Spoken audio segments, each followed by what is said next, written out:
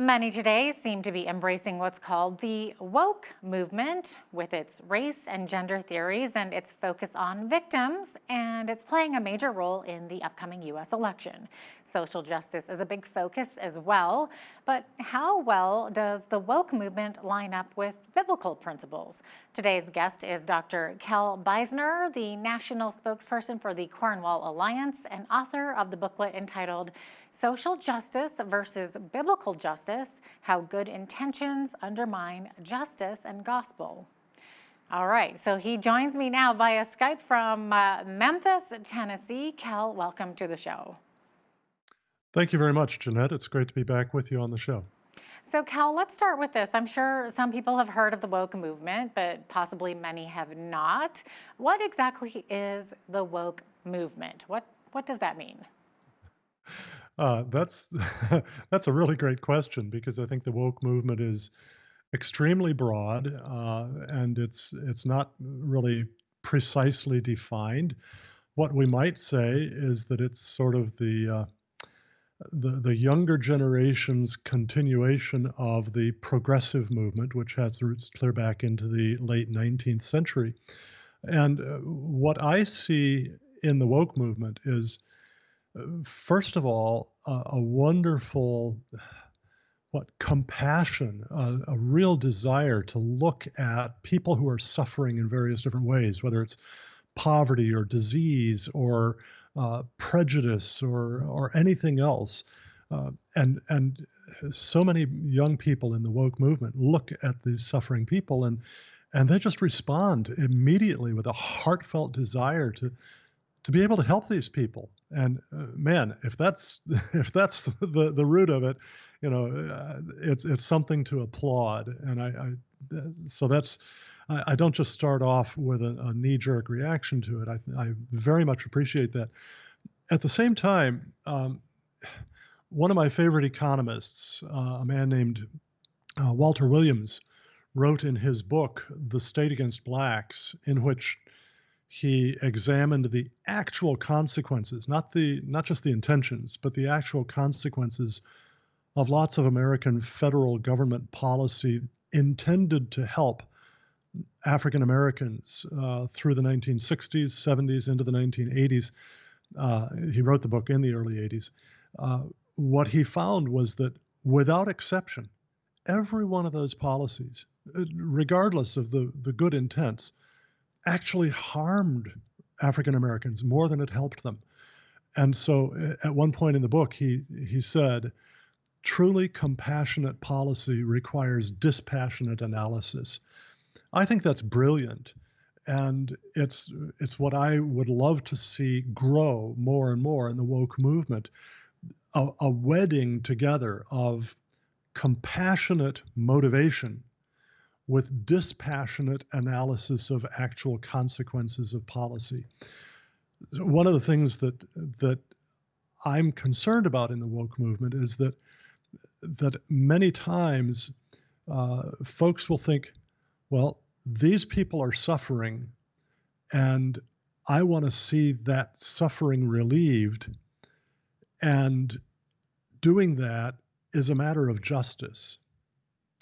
Well, sometimes it is a matter of justice, but sometimes instead it's a matter of something quite different. It's a matter of something that we call charity or grace. Our very word charity comes from the Greek word charis, the word for grace in the New Testament.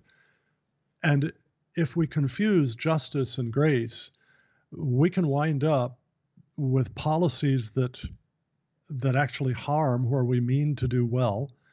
And we can also then really confuse the Christian faith, and what is central to it is the good news of our being saved by grace, not by our own merit through our good works. Mm-hmm. So how could it harm them if they're trying to do good for them?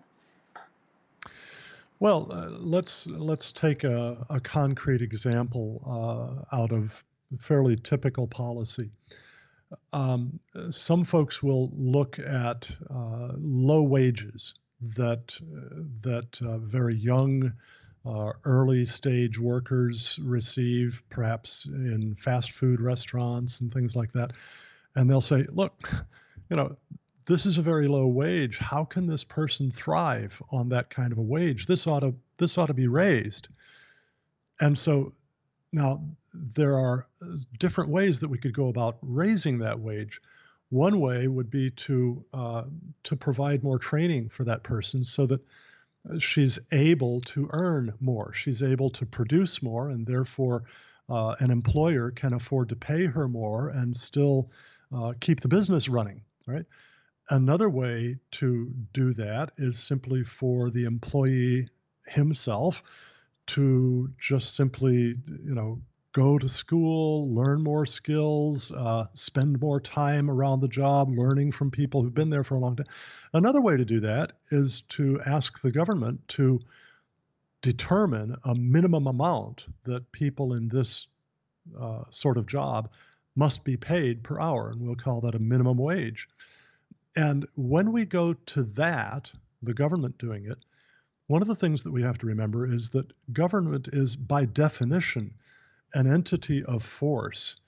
Every policy that government sets forth, it is prepared to enforce by the threat of fine, the threat of imprisonment, and if you resist that, even the threat of death ultimately. And so we really should be very, very sure that this is something we think is essential to real justice if we want the government to do this. Okay.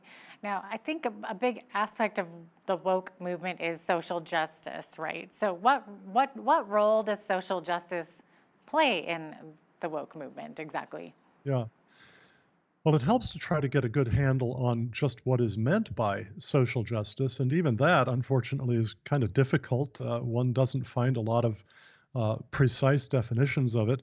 Um, One of the definitions I saw at actually at a Canadian government website a number of years ago, and I'm trying to pull this from memory.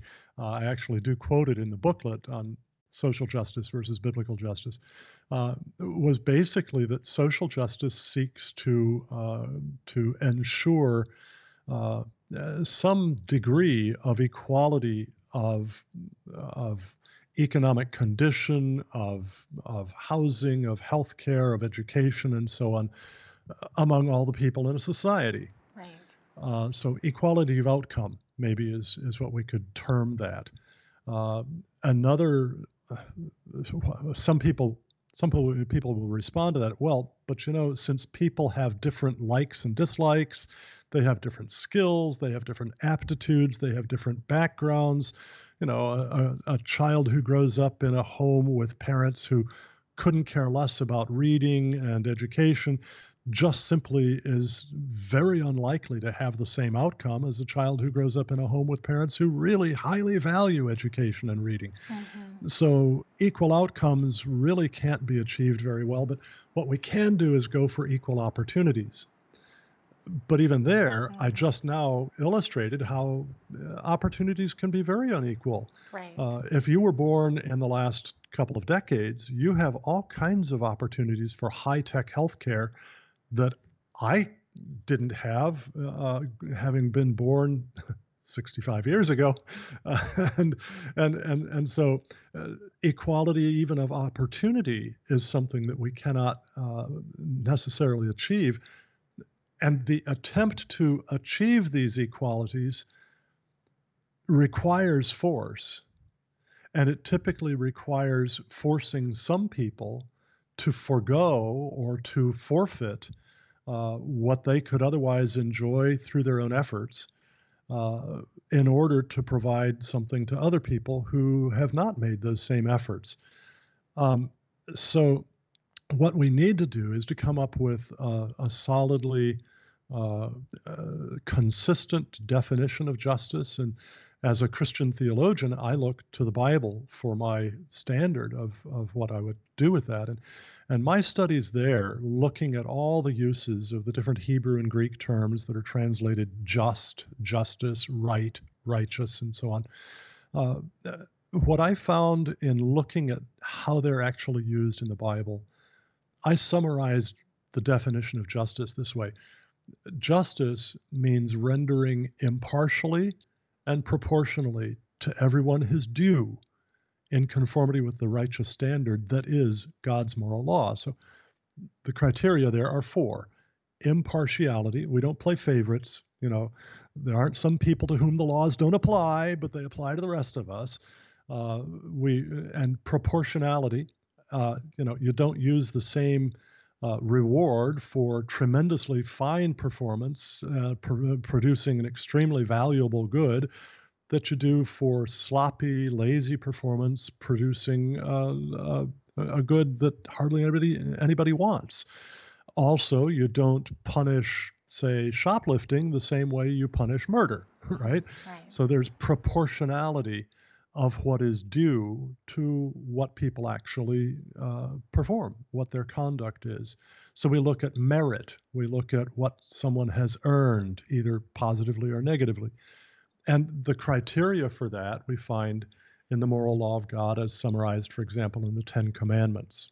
You know, so if we understand justice that way, then we realize that since people do differ and differ gloriously, I mean, God help us if we didn't, but because people differ and differ gloriously in what we enjoy, what we're skilled at, what we're gifted at, and so on, uh, the attempt to equalize everyone, or even to make them more equal than they otherwise would naturally be, is actually the opposite of justice, because it requires partiality, requires playing favorites, promoting some people, some groups over other groups, and it ignores proportionality, and it ignores what is due, what is actually deserved. Okay, so you're kind of explaining how social justice compares with biblical justice as you understand it, right? Okay, now in your writings, you have also distinguished between positive rights, which you associate with social justice, right? And the negative rights, which you say are more consistent with biblical justice. So what's the difference between those? Yeah, it's a very important difference, and unfortunately, of course, the term negative has a negative, a nasty Right. connotation, right? Of course, yeah. And so that's kind of sad. But I distinguish the two this way, and this is a fairly conventional distinction among philosophers of ethics. Negative rights are rights against harm, so that Okay. my negative right uh, to be alive, right, is not a right to have everybody else provide for me the air and the water and the food and the clothing and the shelter that I need, right? It is a right against having other people take my life away from me unjustly. And I can actually forfeit that right. If I'm in the midst of attacking somebody else, threatening to kill him, he has a right to use necessary force to prevent that, even to the point of killing me. So I've forfeited that negative right. But fundamentally, a negative right is a right against harm. My right to property is not a right for somebody to provide for me all the books that you see in my background. It is a right for me to expect that nobody who comes into my home is going to just grab some of those books and walk off and steal them. My right to health is not a right for other people to ensure that I get adequate nutrition and proper exercise and so on. It's a right not to have other people assault and batter me, poison me, and so on. So negative rights are rights against harm. Positive rights, supposedly, are rights to particular benefits. And the problem with positive rights is twofold. The first one is, if it's a right to something that other people are supposed to provide, how do we identify which other people? You know, uh, can we say, that James down the street owes me a wardrobe? uh, no, we really can't do that. And so the notion of who owes is unanswered in positive rights. But the other problem with positive rights is that in order to enforce them, we're going to wind up contradicting negative rights, violating negative rights. If I have a right to property, and if God has ordained the state, the civil government, to enforce justice, then if the state's going to provide property for me, well, it could provide it from my own earnings, in which case it's not made any difference, right? Or it can provide it from the earnings of others. But if it provides it from the earnings of others, then it is violating their negative right against harm, the taking of their property unjustly. Nothing gives me a right to somebody else's property. Right. And so positive rights are inherently self-contradictory and, for that matter, also would change drastically over time. For 10,000 years ago, 4,000 years ago, 200 years ago, I had a right not to have somebody punch me in the nose. You had a right, Jeanette, for nobody to steal your property, right? But 1,000 years ago, 150 years ago, who had a right to antibiotics? Nobody. We didn't have antibiotics. So do rights change over time? Is justice a malleable thing that changes over time? I don't think so. It's supposed to be a transcendent principle applicable to all people in all circumstances. Such a huge, huge topic. Speaking of positive rights versus negative rights. But Dr. Cal Beisner, it looks like we're out of time, unfortunately. I know there's a lot to say, but we'll have to have you back on again. Dr. Well, Cal thanks very Beisner, much. yes, national spokesperson for the Cornwall Alliance and author of Social Justice versus Biblical Justice. Thank you so much for joining me today. Thank you, Jeanette. God bless.